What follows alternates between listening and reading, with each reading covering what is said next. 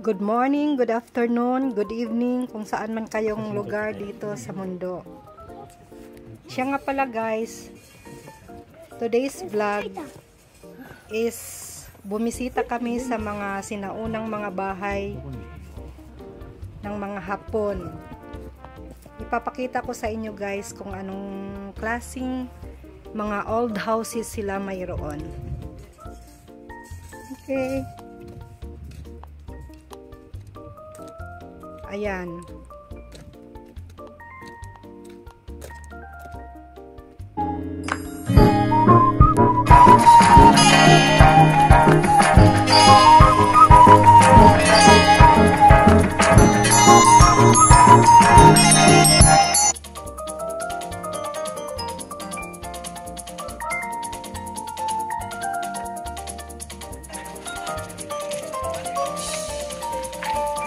Pagdating namin guys, nilibot na namin itong mga lugar dito kung saan nakatayo yung mga old houses guys ng Japanese.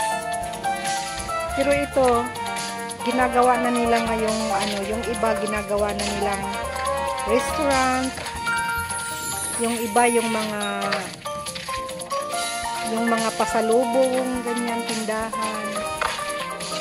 Pero kaya nila ginawang mga parang restaurant na lang, tsaka yung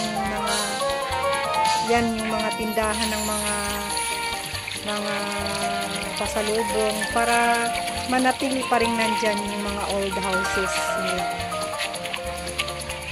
Yan, tignan mo, parang yung style nila ay parang nipa hut, diba? Ayun. Yung mga Japanese talaga guys. At teka lang guys, tingnan nyo naman yung kanal nila, napakalinis. Parang pwede yata tayong uminom dyan. Charot. Napakalinis talaga guys, parang pwede tayong maglaba. Ganyan yung mga kanal nila dito, walang karumi-rumi. Diba guys, talagang finlex ko lang para makita nyo yung kanal nila. Siya nga pala guys, balik tayo dito. Yan, yung mga tao guys, pag walang mga pasok, pag holiday nila, talagang kung saan-saan sila nagpupunta ng mga tour places. Ayan, napakatirik ng hagdanan guys.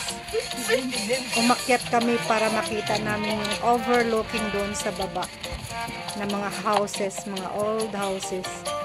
Pero naman talaga guys, pag akyat mo sa taas, makikita mo yung mga nature, mga green leaves na ang dami-dami. Ayan na guys, ayan na yung mga old houses nila. Pag nasa taas ka, makikita mo talaga ang kagandahan ng mga view. Kaya yung mga tao talagang kahit matirik yung hagdanan papuntang taas ay inaakyat talaga nila para makita lang nila ang overlooking. Di ba guys, tingnan mo ayun, nalibang muna ako katitingin ng mga, alam mo naman guys, ang hilig ko sa nature, mga green colors, kaya kinuhanan ko muna sila ng video. Ayan na guys, balik tayo dito. Tingnan mo naman guys.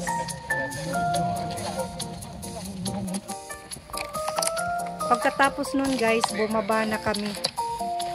Babalik na kami sa baba dahil talagang ang tirik na rin ng araw at gutom na. Gutom na kami guys. Ayan. Dito kami sa kabila na naog kasi natakot ako dun sa matirik, tsaka ang kipot-kipot ng lugar. Baka malaglag ako dun, kaya dito kami dumaan sa medyo hindi matirik para makababa kami. Ayan, dahan-dahan lang ako guys kasi naku, pag nalaglag tayo guys, bali-bali yung mga buto natin. Charot. At yung anak ko nga natatakot sa akin pagka bumaba ako, baka malaglag ako. Kaya ito na guys, kumakain na kami guys. tanghalian na gutom na dahil ang tirik ng inakyat namin dun sa kanina. O diba? Pagkatapos nito guys, naglagay na lang ako ng mga pictures para makita niyo yung mga pictures natin na kinuha doon sa mga old houses.